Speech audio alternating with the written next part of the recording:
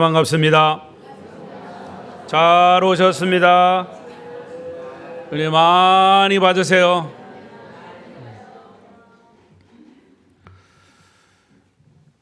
오늘은 우리나라 개신교 모든 교회가 이 교파를 초월해서 지키는 성서주일입니다.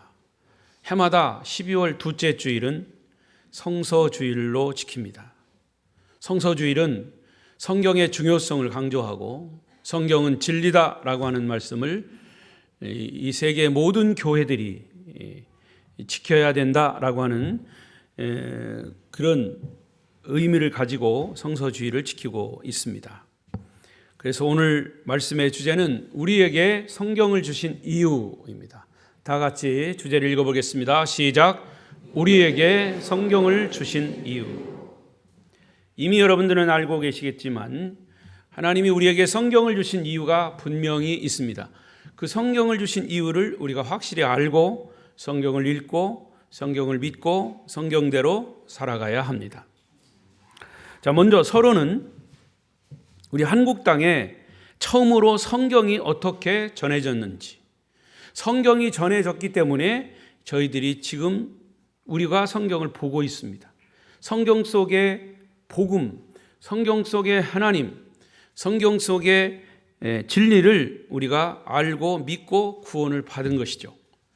그래서 처음 우리 한국 땅에 성경이 어떻게 전해지는지, 때는 1832년 7월 17일 영국의 동인도 회사에 암허스트호라고 하는 군함이 시장 개척 통상 교섭을 목적으로 우리나라 조선의 지금 서해 바다 인천 백령도에 도착을 하게 됩니다.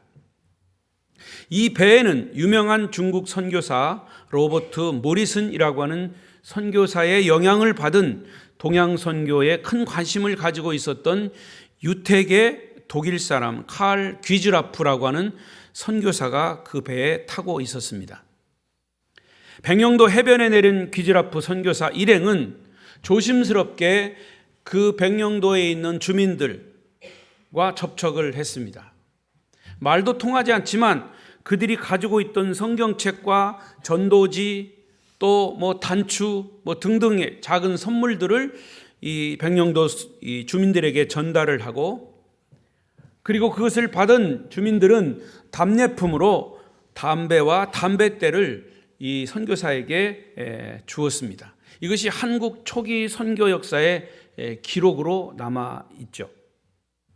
그들의 배는 계속 남쪽으로 내려와서 그해 7월 23일 충남 보령시 고대도에 정박을 해서 다시 성경책과 선물을 그 당시 조선 관원에게 전달하고 조선의 왕에게 통상 교섭을 요청하게 됩니다. 우리가 독일 사람들인데 당신들의 나라의 왕을 만나고 싶다. 말은 통하지 않았겠지만 어떻게 전달이 됐겠죠. 하지만 허락을 받지 못합니다. 우린 당신들을 만날 수가 없습니다. 결국 허락을 받지 못하고 8월 11일 한국 땅을 떠나 중국 마카오로 향하면서 그는, 이 귀즈라프 선교사는 조선 땅을 위한 기도문을 남겼습니다. 그 기도문의 내용은 이렇습니다. 들어보십시오. 내가 전한 이 복음은 하나님의 섭리 속에서 반드시 이 조선 땅에 열매를 맺게 되리라고 확신합니다. 나는 이것을 믿기 때문에 저들에게 영광에 찬 십자가의 복음을 전했습니다. 조선의 국왕이 이 성경을 받아보게 될지는 알 수 없으나 이곳 주민들은 이미 성경을 받았으니 저들을 통해서 복음이 이 조선의 온 땅에 퍼져서 광명의 아침이 찾아오도록 하나님의 축복이 임하기만을 기도합니다. 다시 한번 아멘. 예. 이것이 성경을 전해준 귀즈라프 선교사의 그 성경을 전한 후 한국을 떠나면서 한 기도문입니다. 역시 이 기도문도 한국 초기 선교 역사에 기록되어 있습니다. 그리고 33년의 세월이 지난 후에 1865년 9월 8일 로버트 토마스 선교사가 중국 청나라 범선을 타고 인천 백령도 두무진이라고 하는 곳에 도착을 합니다. 그는 이미 중국에서 익혀두었던 약간의 한국 조선어로 이 백령도 주민들에게 대화를 시도합니다. 그리고 역시 성경을 선물로 줍니다. 이때 그는 조선 땅, 조선 사람들에게 깊은 인상을 받고 복음 선교의 가능성을 확인하게 되지요. 1866년 1월 중국으로 다시 돌아간 그는 기도하던 중에 미국 상선 제너럴 셔먼호가 조선으로 향한다는 소식을 듣고 자기가 안내인 겸 조선호 통역관으로 자원을 해서 다시 조선 땅을 조선으로 출발을 해서 1866년 8월 9일 두 번째로 다시 백령도 중화동 포구에 도착을 했습니다. 그는 자기를 반기는 이 백령도 주민들에게 전도를 시도하고 성경을 다시 선물로 준 후에 백령도를 떠나 8월 20일 당시 조선의 심장부인 평양에 진입을 시도합니다. 그러나 양측의 오해로 8월 31일 평양 감사는 관군들에게 이 배를 공격할 것을 명령하게 되고 결국 1866년 9월 2일 로버트 토마스 선교사는 체포되고 27세의 나이로 조선에서 목이 잘리는 참수형을 받게 됩니다. 자, 그런데 하나님의 역사는 정말 신기하기도 합니다. 놀라운 일은 이 토마스 선교사를 참수한 박춘권이라고 하는 사람이 후일에 회개하고 예수를 영접하여 세례를 받고 평양의 초대 교인이 됩니다. 그 사람은 선교사의 목을 자르는 참수형의 장본인이었습니다. 그리고 이 박춘권은 토마스 선교사에게 받은 성경을 그의 조카 이영태가 성경 번역을 하게 되고 마침내 1932년 평양에 토마스 선교사 기념 예배당을 세웠습니다. 자, 성경을 사진 한번 보십시오. 이게 토마스 선교사 기념교회 평양에 세워진 1932년에 세워진 기념 예배당입니다. 자, 서론이 길었습니다만은 제가 이 시간 강조하고자 하는 것은 한국 선교는 성경책이 전해짐으로 시작이 되었다는 겁니다. 그리고 이 성경이 오늘의 한국 교회를 부흥시키고 저와 여러분의 손까지 와서 이 성경을 읽고 깨달아 구원받고 천국 백성이 된 줄로 믿습니다. 여러분, 하나님께서 우리에게 주신 최고의 선물은 바로 바이블, 더 바이블, 하나님의 말씀입니다. 지금도 인터넷에 들어가서 보십시오. 세계의 해마다 최고의 베스트셀러는 더 바이블, 성경입니다.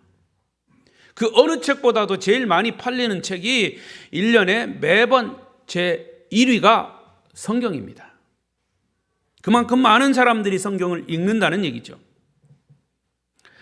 오늘 본문과 함께 읽은 요한복음 17장은 예수님께서 이 세상을 떠나기 직전 당신의 사랑하는 제자들을 위해서 하신 기도문입니다. 이것을 대제사장적 기도다 이렇게 별명을 붙이고 있습니다. 대제사장의 기도. 여기서 예수님은 당신이 제자들에게 줄 수 있는 가장 큰 선물은 하나님의 말씀이었다고 고백합니다. 자, 14절에 보면 이런 말씀이 있습니다. 읽습니다. 시작. 내가 하나님의 말씀을 그들에게 주었사오매 세상이 그들을 미워하여 싸우니 세상이 그들을 이는 내가 세상에 속하지 아니함 같이 그들도 세상에 속하지 아니함으로 인함이다.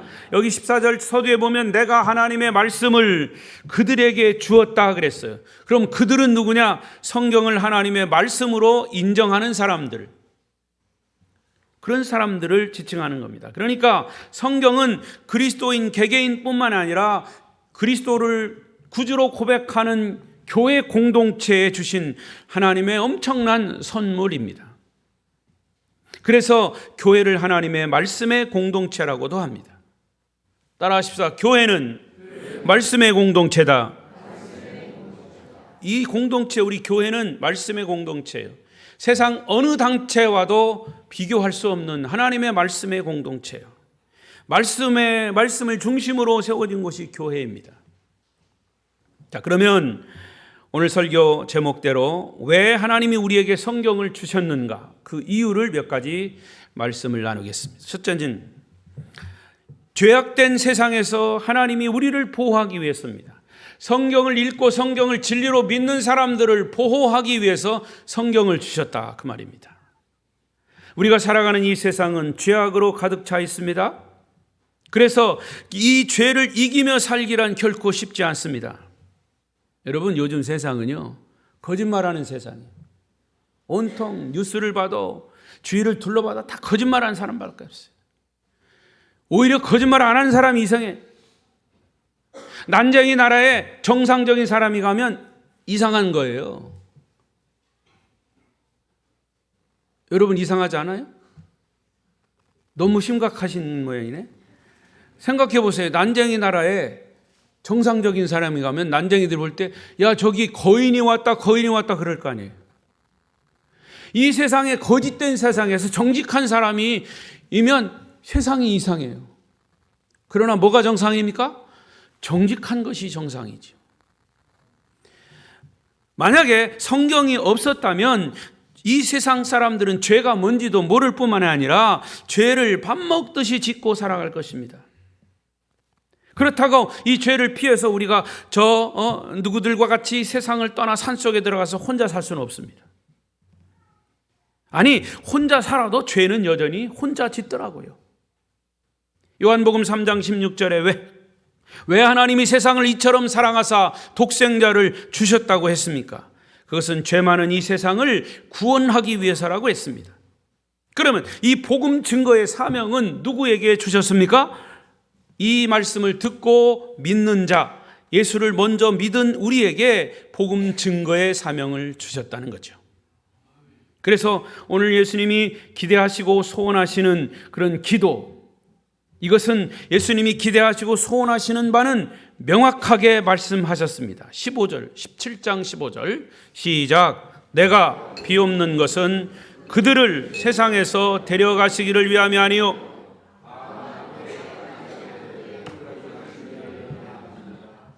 예수님이 기도하시면서 예수님이 원하시는 게 뭐냐?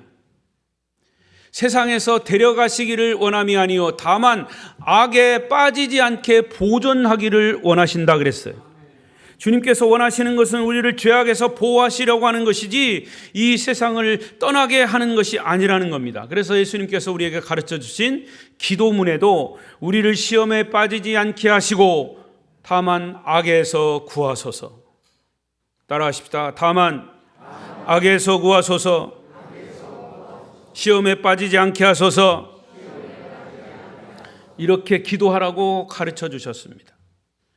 그리고 그런 악에서 우리를 보존하는 유일한 방편이 뭐냐? 하나님의 말씀, 성경인 것입니다. 요즘은요, 세상 살아가는 기준이 없어요. 가정에서 자녀들을 가르치는 부모, 삶의 기준이에요. 부모의 말이. 그런데 그 부모의 말이 삶의 기준이 되지 않는 경우가 많았어요, 옛날에는. 그러니까 뭐가 진리인지 뭐가 비진리인지 거짓인지 이걸 잘 구분하지 못해요. 요즘 사람들, 젊은 사람들도 내가 믿으면 그게 믿음이고 내가 원하면 그게 진리예요. 그러니까 엉뚱한 이상한 일들이 많이 생기는 겁니다. 그러나 성경은 우리의 삶의 기준입니다. 성경을 일컬어 캐논이라고 합니다. 캐논은 기준이라는 말이에요. 기준. 여러분, 군대 생활하는 사람, 남자들 아시겠지만 제일 처음에 가면 이제 모입니다. 그러면 이제 앞에서 지휘관이 키 큰 사람 놓고, 야, 박재규, 저는 기준이 된 적이 없습니다. 키가 그렇게 크지 않았기 때문에. 아무튼 큰 사람을 놓고 너 기준합니다. 그러면 그 사람을 기준으로 좌로, 종대로, 횡대로 서는 거예요. 우리의 삶의 기준은 뭐예요? 성경이 기준입니다. 그래서 성경을 통해서 거짓이 뭔지, 진리가 뭔지를 알려주는 우리의 삶의 지침서라고 말입니다. 그래서 성경을 하나님이 우리에게 주신 것은 우리를 죄악된 세상에서 보호하기 위해서 성경을 주셨다는 것입니다. 여러분 잘 아신 대로 광야에서 40일 동안 금식하신 예수님이 사단에게 시험을 받습니다. 마태복음 4장 4절에 읽어보십시다. 시작. 예수께서 대답하여 이르시되 기록되었으되 사람이 떡으로만 살 것이 아니요 하나님의 입으로부터 나오는 모든 말씀으로 살 것이라 하였느니라. 사단이 예수님을 유혹했습니다. 그때 예수님이 그 사단을 무엇으로 물리쳤냐? 말씀으로 물리쳤어요. 사람이 먹고 사는 것으로만 사는 것이 아니다. 사람은 하나님의 입으로 나오는 말씀으로 살아야 된다. 과거에는요, 우리가 먹고 사는 게 없어가지고 먹고 사는 것 때문에 그냥 아둥바둥했어요. 어떻게 하면 한 끼라도 더 먹어야 되나? 그래서 인사가 뭐라고요? 자고 일어나면 진지 잡수셨습니까? 하도 못 먹어서 그랬어요. 근데 요즘은 그런 말이 바뀌었어요. 안녕하십니까? 별일 없었습니까? 별일이 있더라고요. 저희 동기 목사님도 작년에 은퇴했는데 저 시흥에서 이제 울산에서 목회하다가 시흥에 가서 이제 은퇴하고 사는데 엊그저께 쓰러져 죽었어요. 하루아침에. 아주 건강한 사람이었어요. 그러니까 하루아침에 자고 일어나서 안녕하십니까? 인사하는 거예요. 여러분, 예수님의 유혹의 순간에 말씀으로 사탄을 통쾌하게 물리쳤어요. 그리고 사도 베드로도 이런 얘기를 했어요.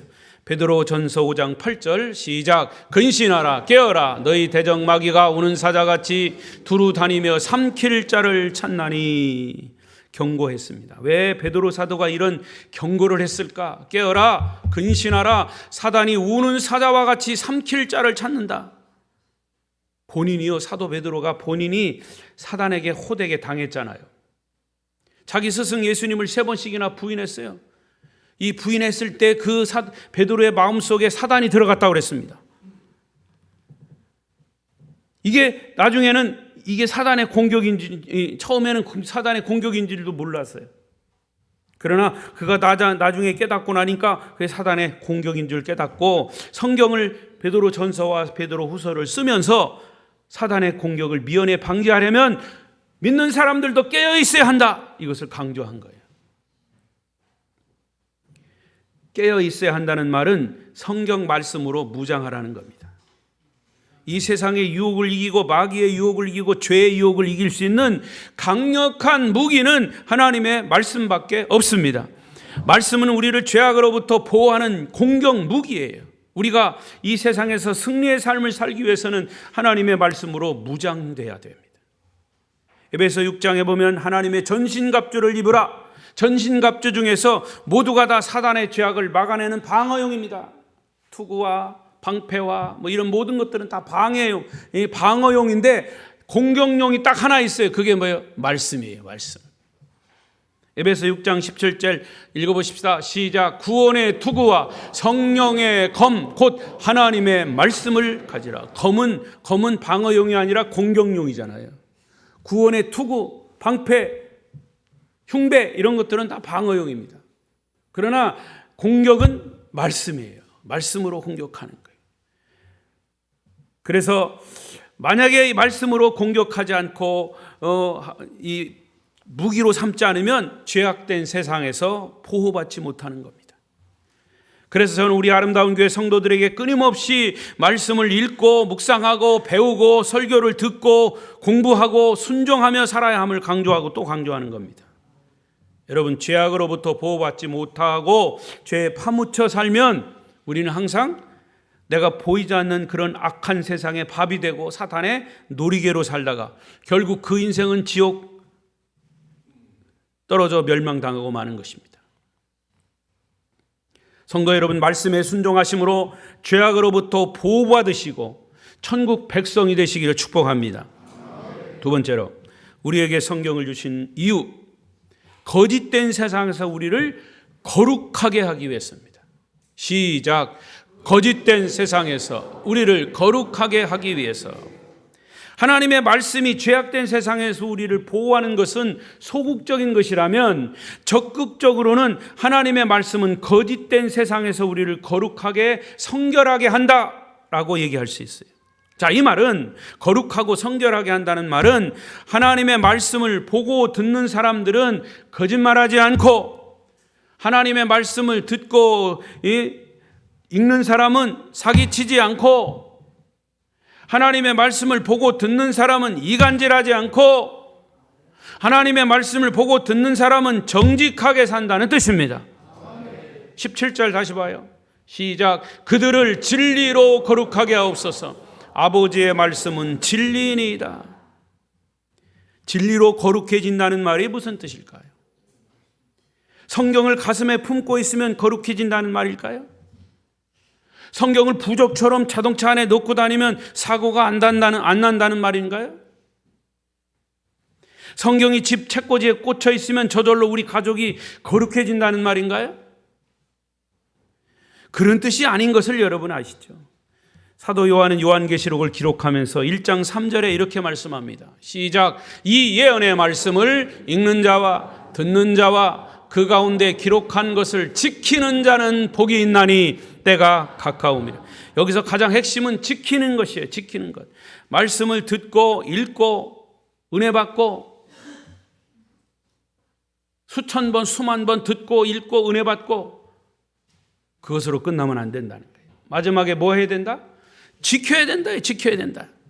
말씀을 삶에 적용하고 순종하는 자가 복이 있는 자임을 믿습니다. 사탄이 도저히 빼앗아 갈 수 없는 내 인격 안에 하나님의 말씀이 자리 잡게 되는 것이에요.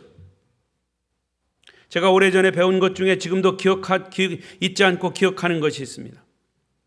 성경 말씀을 붙들고 사는 방법. 성경 말씀을 붙들고 사는 방법. 자, 여러분 손을 펴세요. 손을 쫙 펴세요. 옆 사람 보지 말고 하라는 대로 해요. 첫 번째, 읽는 손가락. 큰 소리로 읽는 손가락. 성경이에요. 성경을 읽는 손가락. 두 번째, 듣는 손가락. 연구하는 손가락. 암송하는 손가락. 실천하는 손가락. 자, 이렇게 5 손가락이 있어요. 성경을 읽고 듣고 연구하고 암송하고 지키고. 자, 그런데 이제 여러분 앞에 성경 있죠? 성경책 들어보세요. 이 성경을 손가락 하나로 들어봐요. 하나로. 뭐 억지로 들으려고 하지 말아요. 들려지지도 않아. 2 손가락으로 들어봐요. 겨우 들려지죠? 자, 2 손가락으로 계속 들고 있어요. 자, 그런데 이 손가락을 5 손가락으로 붙여보세요. 5 손가락. 이렇게 5 손가락. 장로님 왜 안 해요? 따라 하라니까. 5 손가락으로 들으면 오늘 하루 종일이라도 들고 있어요. 들을 수 있어요. 자, 이제 내려놓으세요. 무슨 의미일까요? 5 손가락으로 성경을 잡으면 내 손에 성경이 가장 오래 머물 수 있다는 거죠. 5 손가락으로 성경을 잡았을 때 성경은 손 안에 가장 오래 머물 수 있습니다. 5 손가락으로 성경을 잡는다는 말은 하나님의 말씀대로 내가 적용하고 순종한다는 겁니다. 그래야 성경이 오래 머무를 수 있는 거예요. 듣고 읽고 묵상하고 연구하고 실천하기까지.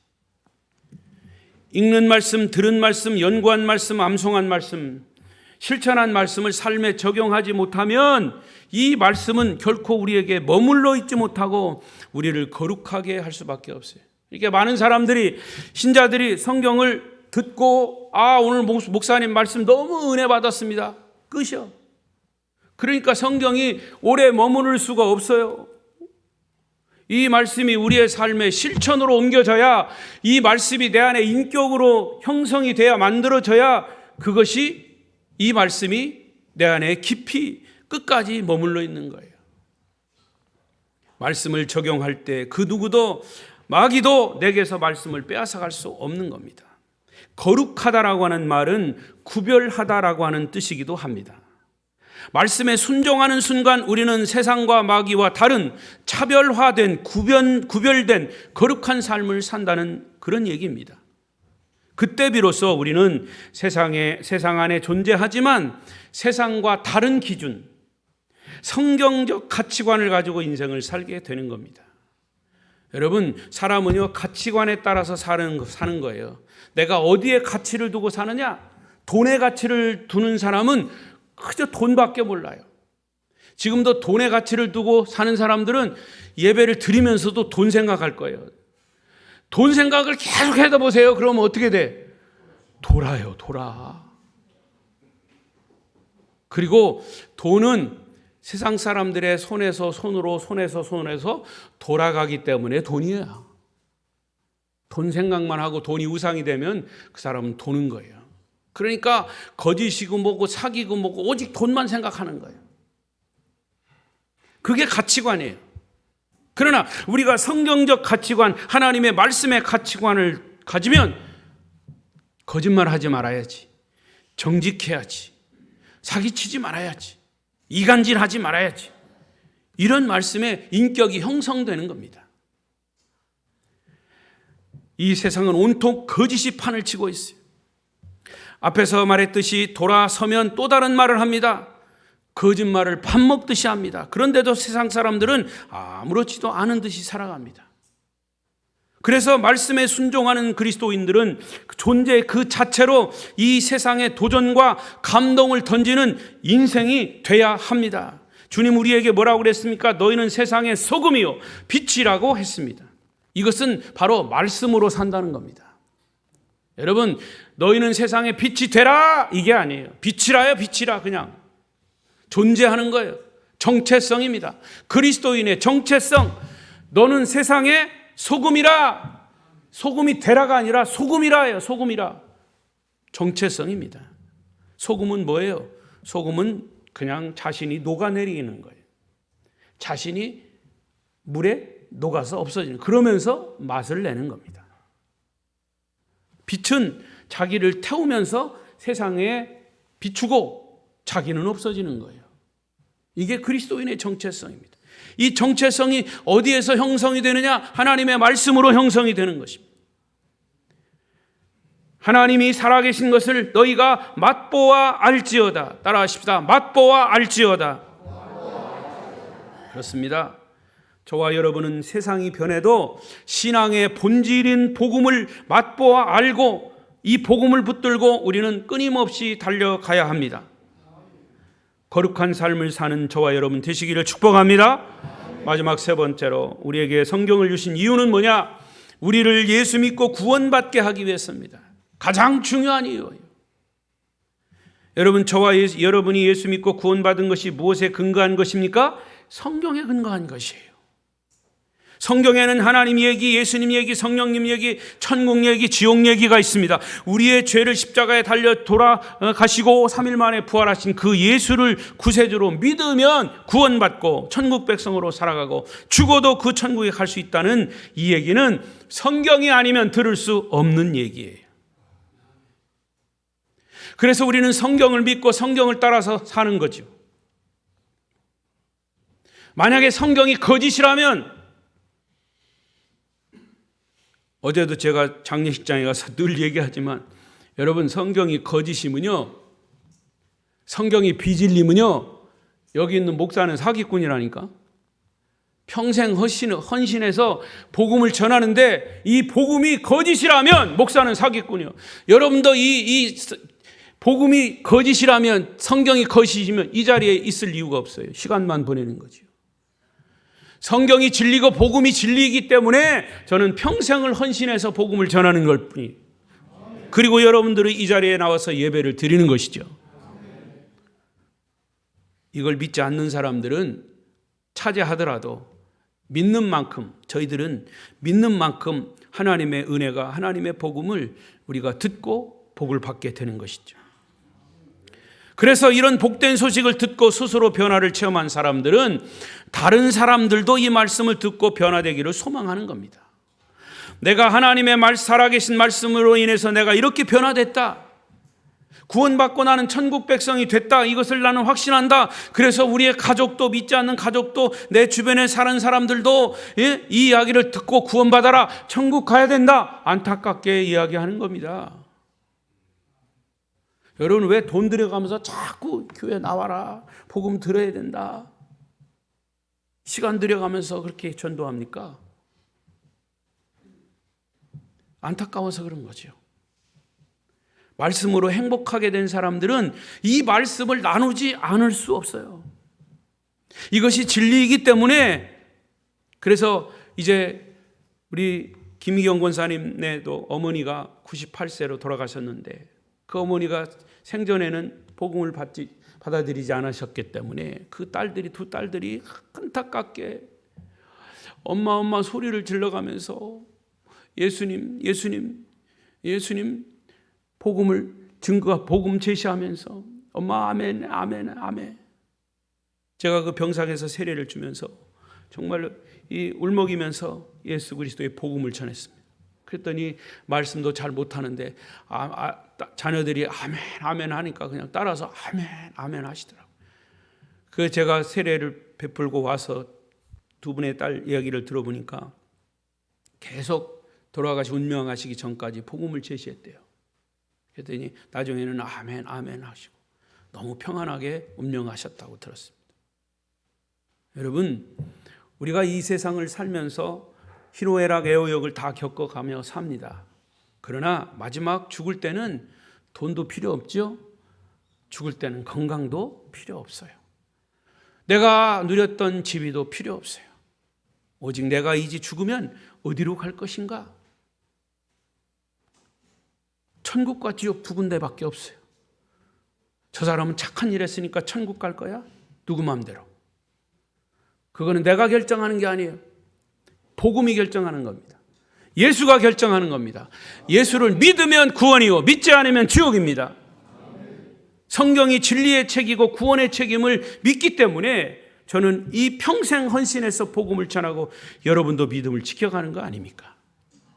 여러분, 내가 어떤 식당에 가서 음식을 맛있게 먹었으면 그 음식점을 다른 사람들에게 자연히 소개합니다. 어디 갔더니 참 맛있더라. 그러면 입에서 입으로 전해져 가지고 그 음식점은 문전성시를 이루는 겁니다. 우리 아름다운 교회가 여러분의 복음 증거를 통해서 문전성시를 이룰 수 있기를 축복합니다. 우리 아름다운 교회 많이 여러분 소개하십시오. 근데요, 그런 사람들도 있어요. 여러분, 사람들 가만히 보면 잘 되는 것이 배 아파가지고 자기 집에 잘 되는 것, 자기 가족들 잘 되는 것 배 아파가지고 나가서 다른 소리에 없는 얘기하고, 여러분, 그것을 뭐라고 그럽니까? 가족 부끄러운 얘기하면 뭐라고 그래요? 누워서 침 뱉기라, 그런 얘기예요. 나는 그래서 말씀을 전하지 않고서는 견딜 수 없게 되었다. 14절에 보니까 예수님께서 제자들에게 내가 아버지의 말씀을 주었다 그랬어요. 주님은 이 말씀을 제자들에게 주시면서 이 말씀을 다시 전해 들은 사람들 가운데 믿는 자들이 계속 일어날 것을 기도하신 겁니다. 그래서 20절에 이렇게 기도하셨어요. 20절 보세요.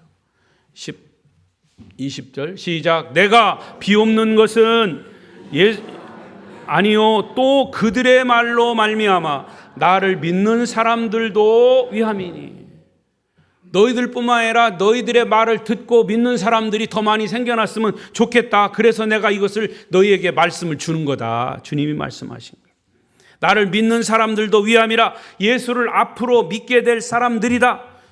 예수를 믿는 사람들의 공동체, 교회 공동체, 말씀의 공동체를 통해서 이 말씀이 계속 전해지기를 원한다. 주님이 원하시는 거예요.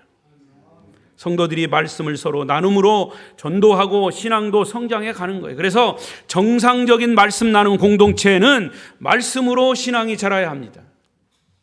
인과관계, 지인, 학연, 지연 이런 거를 떠나서 그건 처음에 그럴 수도 있지만 이제는 교회 공동체는 말씀의 공동체여야 돼요. 그래서 하나님의 말씀이 중심이 돼서 그 말씀으로 서로가 하나가 돼야 되는 거죠. 교회가 지연 학연으로 맺어지면 와르르 무너집니다. 그런 교회 많아요.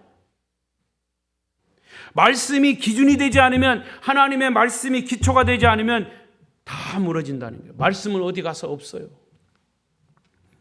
우리 교회 구역 모임도 가장 핵심은 말씀 나눔이에요. 말씀 나눔. 말씀 나눔이 있어야 신앙이 건강하게 성장하고 흔들리지 않는 거예요. 말씀 나눔이 없는 사람들은 말씀 공급이 없으니까 언제라도 하나님을 벗어날 수 있어요.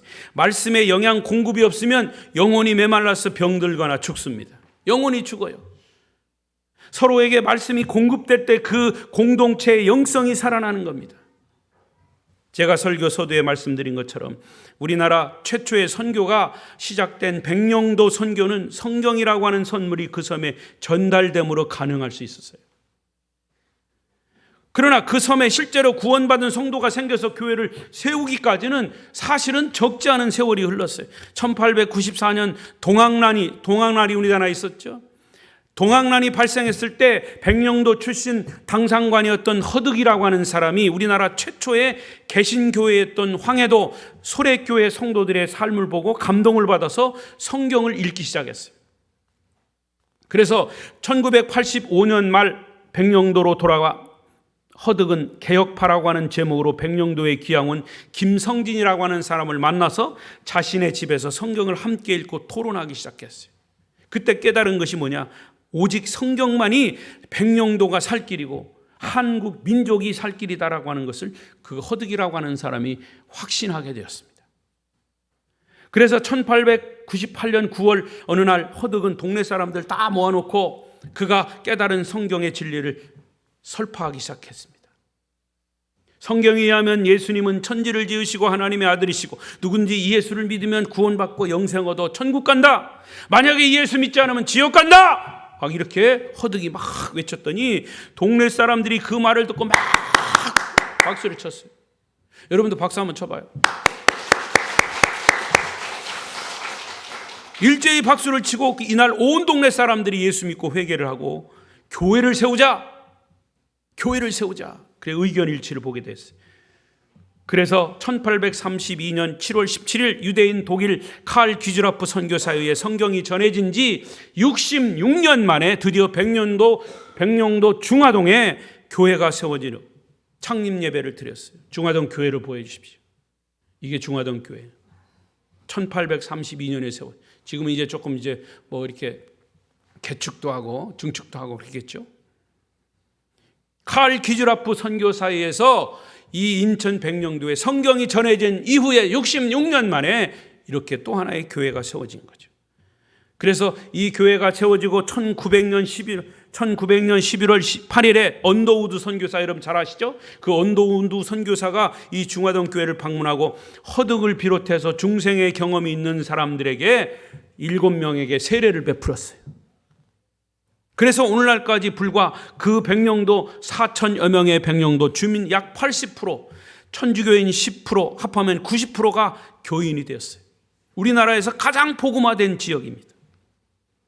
백령도 주민 성도 제1호고 마을 사람들 모두에게 복음을 전한 첫 번째 평신도 전도자 허득은 1902년 6월 3일 자손들이 모인 자리에서 마지막 유언을 남겼어요. 그의 유언은 중화동 교회 백령도 기독교 역사관, 저 안에 기독교 역사관이 있는데 그 역사관 앞마당에 기념비에 그의 유훈으로 새겨져 있습니다. 그의 유언은 단 한 문장입니다. 예수 잘 믿어라. 비석에 세워진 겁니다.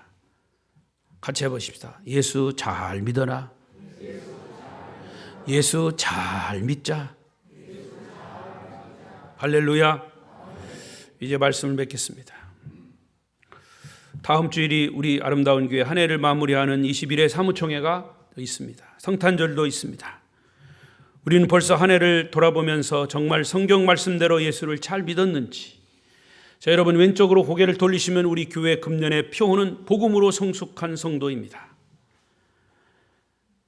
정말 복음으로 성숙한 성도로서의 삶을 살았는지 돌아보면서 한 해를 반성하십시다. 그럼에도 불구하고 아직도 인생의 문제 때문에 방황하십니까? 왠지 인생이 곤고하다가 느껴지십니까? 그것은 우리의 삶의 진정한 주인이신 예수 그리스도와의 관계가 온전하지 못하기 때문에 그래요. 여러분 아무리 먹고 살기 편하고 등 따숩고 배불러도 내 마음이 편치 않으면, 내 마음이 안정되지 않으면, 예수 그리스도가 나의 구세주인 것을 믿고 구원받지 못하면 항상 불안에 떠는 겁니다. 우리의 그런 고민을 그대로 가지고 주님 앞에 서십시오. 우리의 사랑이요 우리의 창조자이신 하나님 앞에 나와 그분이 우리의 주인됨을 인정하고 고백하십시오. 더욱더 주님과의 친밀한 교제권으로 여러분 들어가셔야 합니다. 예수 안에 있으면 마음이 평안합니다. 그러면 하나님께서 우리의 삶을 전적으로 책임져 주실 것입니다. 성도 여러분, 성경을 붙들고 성경 말씀대로 순종하고 사심으로 세상을 이기고 세상을 변화시키는 그리스도의 증인된 삶을 사는 저와 여러분 아름다운 교회 성도 되시기를 축복합니다. 축복합니다. 기도하겠습니다.